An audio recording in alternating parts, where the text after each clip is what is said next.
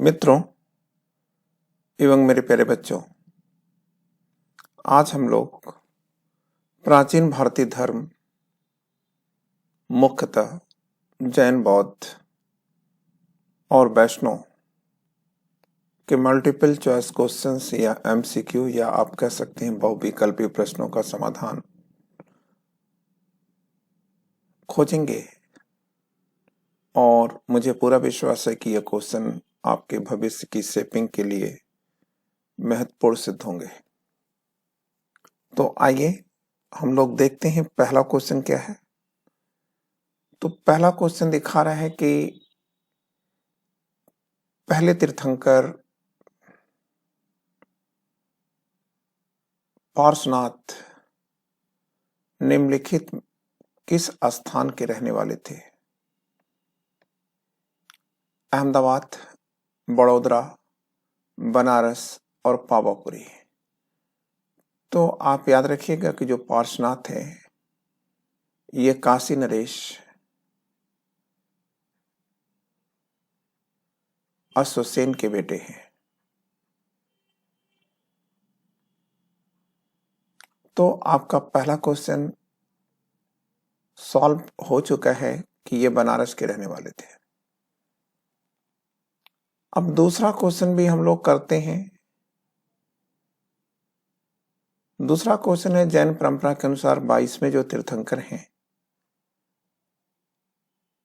नेमिनाथ, वह संबंधित थे। मतलब कह रहा है कि जो 22वें तीर्थंकर है नेमिनाथ वह किससे संबंधित थे। तो बच्चों इसमें परशुराम दिया हुआ है, श्री कृष्ण दिया हुआ है, उदयन है और बिंबिसार है। तो आपको याद रखना होगा कि 22वें क्वेश्चन का आंसर ये बी होगा। ठीक है, मतलब ये कृष्ण है और ये बनारस हो गया। मतलब ए का सी और बी का दो का बी। फिर कह रहा है तीसरा क्वेश्चन कह रहा है कि निम्नलिखित किस नदी के तट पर महावीर स्वामी को कैवल्य प्राप्त हुआ था? तो इसमें 4 विकल्प दिए गए हैं। ऋजुपालिका नदी के तट पर, निरंजना नदी के तट पर, गोदावरी नदी के तट पर, कोसी नदी के तट पर। तो इसका मतलब ये तो हो नहीं सकता, ये भी नहीं हो सकता। निरंजना नदी का संपर्क बुध से है, तो इसका मतलब ये है ऋजुपालिका नदी। ठीक है, यही आपका एग्जैक्ट आंसर है। अब हम लोग दूसरे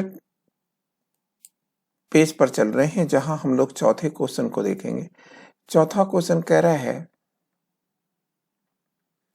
कि निम्नलिखित में कौन महावीर स्वामी के शिष्य के रूप में था? एक है मक्खली, गोपाल नहीं है, गोशाल है, गोशाल। तो इसका आंसर भी होगा मक्खली गोशाल। वीर निर्वाण जो किससे संबंधित है? तो बच्चों ये जैन धर्म से संबंधित है। अब हम लोग अगला क्वेश्चन देखेंगे, मतलब छठा क्वेश्चन कह रहा है कि जैन धर्म के पृथक संप्रदाय के रूप में श्वेतांबर की स्थापना हुई थी। इसमें फर्स्ट विकल्प है राजगृह में, सेकंड है वल्लभी में, थर्ड है उज्जैन में और सी है सांची में। तो यहाँ थोड़ी सी व्याख्या की जरूरत है। यहाँ देखिए व्याख्या आपको ये करनी है कि देखिए 300 ईसा पूर्व में पाटलिपुत्र में फर्स्ट जैन संगीत हुई थी और इसी पाटलिपुत्र जैन संगीत में या काउंसिल में, जैन कांग्रेस या काउंसिल में जैन धर्म 2 भागों में श्वेतांबर और दिगंबर में बढ़ चुका था। क्योंकि यहां पर विकल्प पाटलिपुत्र नहीं है,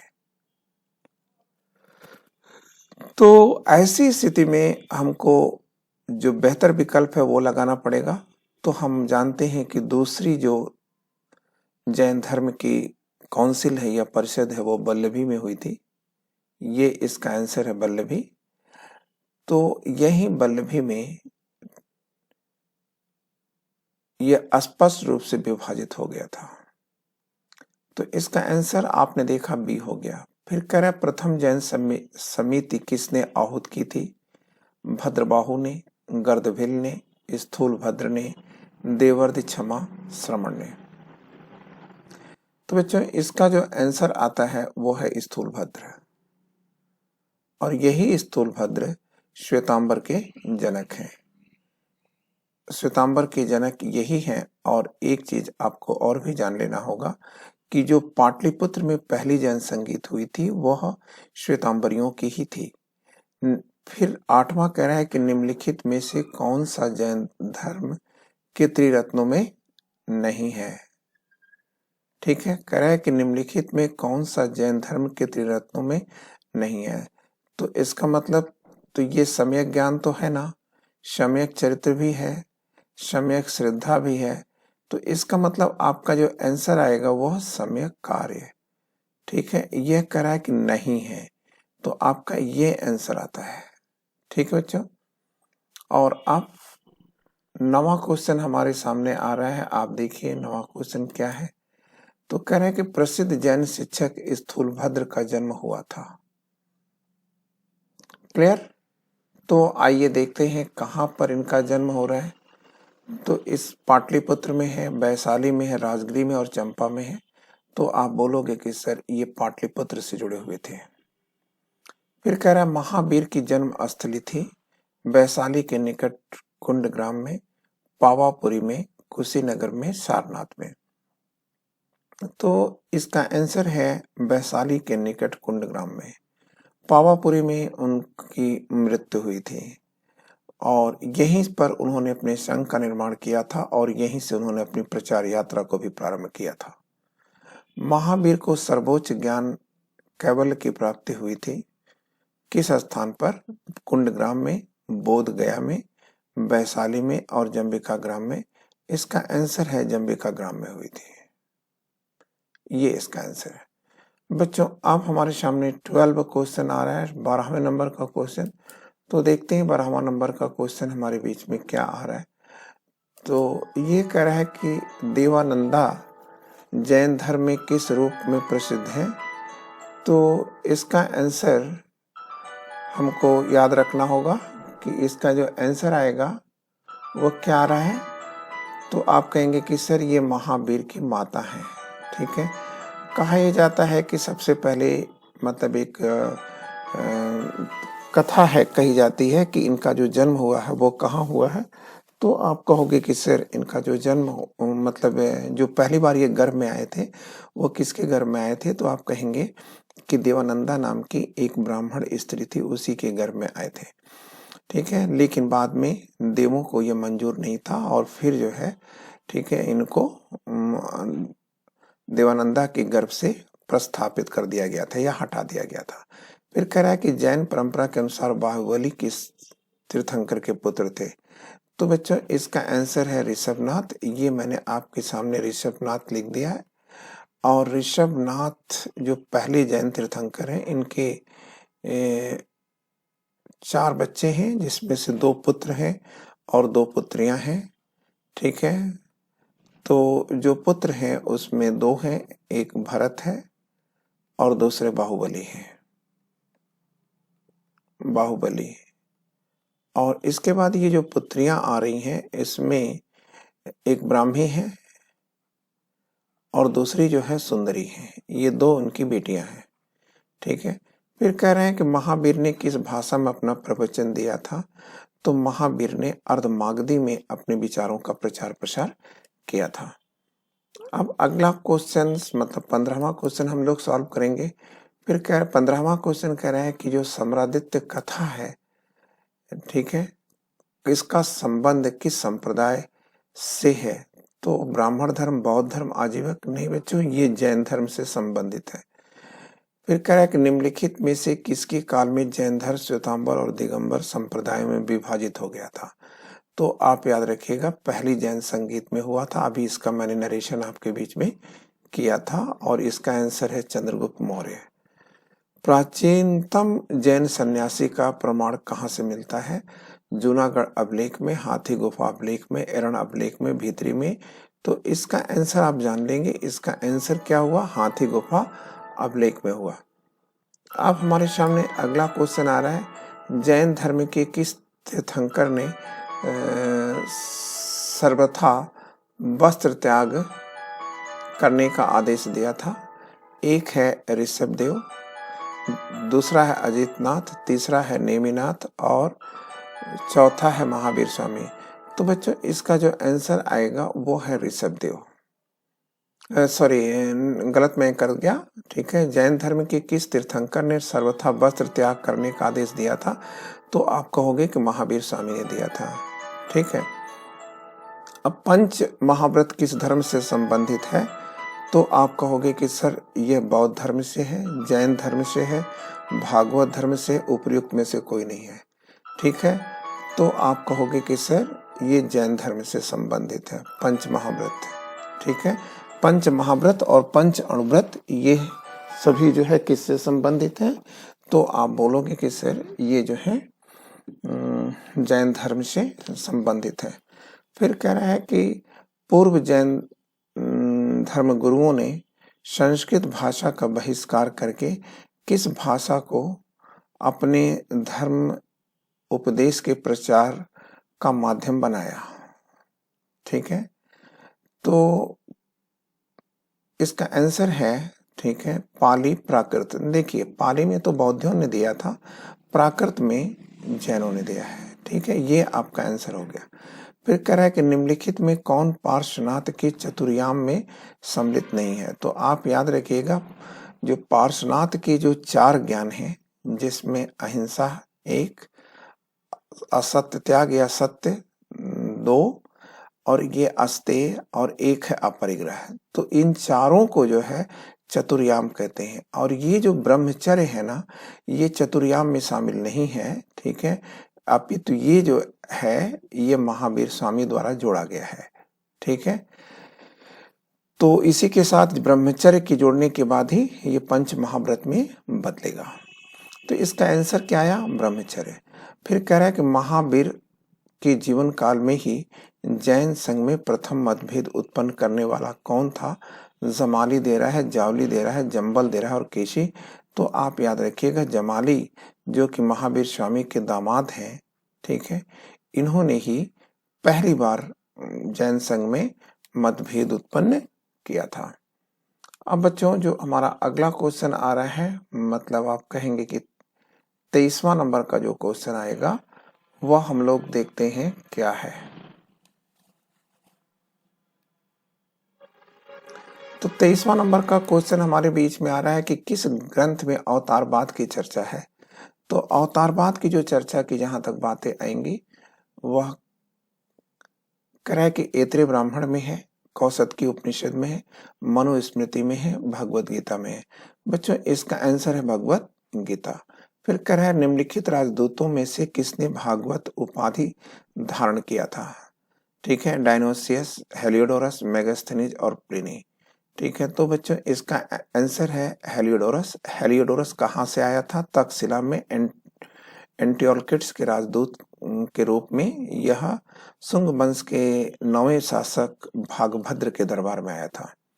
ठीक है, इसी का 20 नगर अभिलेख है या विदिशा अभिलेख है। फिर कह रहा है कि आदि शंकर का दर्शन क्या है? आदि शंकर का दर्शन है अद्वैतवाद। ठीक है, फिर अलवारों ने किसके भक्ति गीतों को लोकप्रिय बनाया था? तो अलवारों ने दक्षिण भारत में वैष्णव धर्म के, ठीक है, या बिष्णु के जो फॉलोअर्स हैं वो 2 प्रकार के थे, एक आचार्य, दूसरे अलवार। ठीक है, तो इसका मतलब बिष्णु के भक्ति गीतों को, ठीक है, अलवारों ने लोकप्रिय बनाया था। नौधा भक्त की संकल्पना किस धर्म का एक महत्वपूर्ण संस्कार है? जैन धर्म, वैष्णव धर्म, शैव धर्म और शाक्त धर्म। बच्चों इसका आंसर है वैष्णव धर्म। अब नौधा भक्ति मतलब जो 10 अवतार हुए हैं, इन 10 अवतारों में से 9 अवतार हो चुके हैं और इन्हीं 9 अवतारों की पूजा की जाती है और इसी को क्या कहा जाता है? तो आप कहोगे कि सर इसी को ही नौधा भक्ति कहा जाता है। फिर कह रहा है कि भागवत धर्म का निम्न में से कौन दार्शनिक संप्रदाय था। तो एक आपके सामने दिया जा रहा है और वो है सांख्य दर्शन, फिर है अद्वैत दर्शन, फिर है मीमांसा, विशिष्टाद्वैतवाद। जी, विशिष्टाद्वैतवाद है। और ये जो दर्शन है ये रामानुजाचार्य ने दिया था। और आप जैसा कि जानते हैं कि रामानुजाचार्य ने ही होयसल राजवंश की राजधानी द्वार समुद्र में, ठीक है, भक्ति की अलग जगाई थी और यहीं से उन्होंने विशिष्टाद्वैतवाद का सिद्धांत दिया था। चतुर्व्यूह संबंधित है, किससे संबंधित है? तो आपके शैव संप्रदाय से, वैष्णव संप्रदाय से, और किससे है?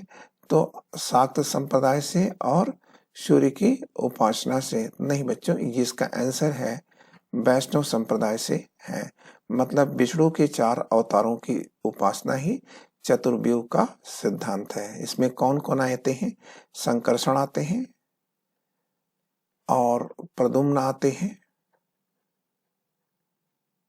प्रद्युम्न, फिर आते हैं सांब, फिर कौन आता है? अनिरुद्ध। इन्हीं 4 देवों को एक साथ में क्या कहा जाता है? चतुर्व्यूह का सिद्धांत।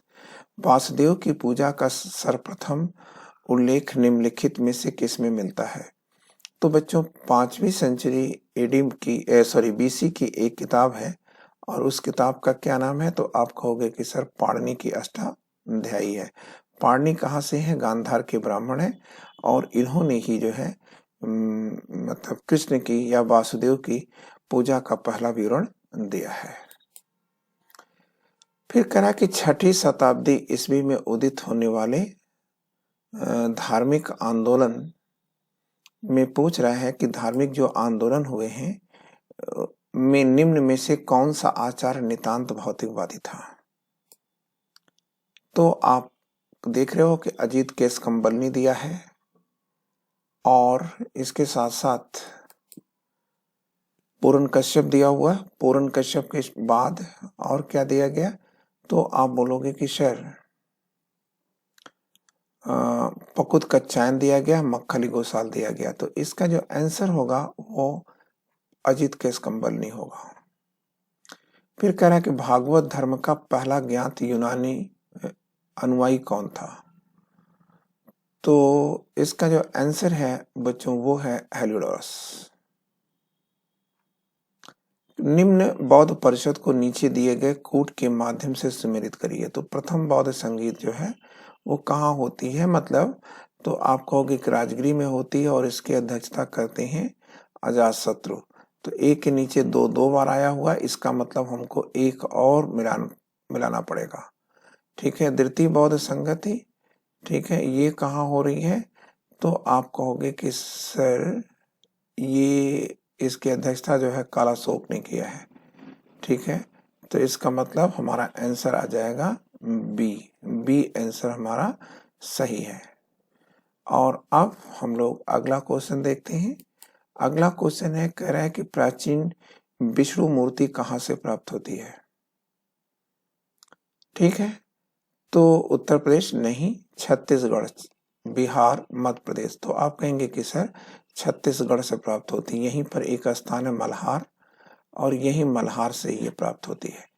आदि शंकर जो बाद में शंकराचार्य बने उनका जन्म हुआ था कहाँ? कश्मीर में, आंध्र प्रदेश में, पश्चिम बंगाल में, केरल में। बच्चों इसका आंसर है केरल। फिर कह रहा है कि श्री चक्र किस प्राचीन धर्म से संबंधित है? वैष्णव धर्म से है, शैव से है, लिंगायत से और शाक्त से। तो आप कहिएगा शाक्त से है। काकनाबोट महाविहार कहाँ पर स्थित है? सांची में, मथुरा में। इसका मतलब इसमें ठीक है कुछ चीजें छूटी हुई हैं, आइए हम लोग इसे कर लेते हैं। ठीक है, तो सी आप रख दीजिए पटना और डी आप कर लीजिए उपरोक्त में से कोई नहीं, उपरोक्त में से कोई नहीं। तो बच्चों इसका जो आंसर आएगा वो क्या आ रहा है? तो आप कहोगे कि सर इसका आंसर आएगा सांची। अब 38वां क्वेश्चन है, कह रहे हैं कि तिरुवासगम का जो लेखक है यह कौन था? ठीक है, तिरुवासगम का जो लेखक है यह कौन है?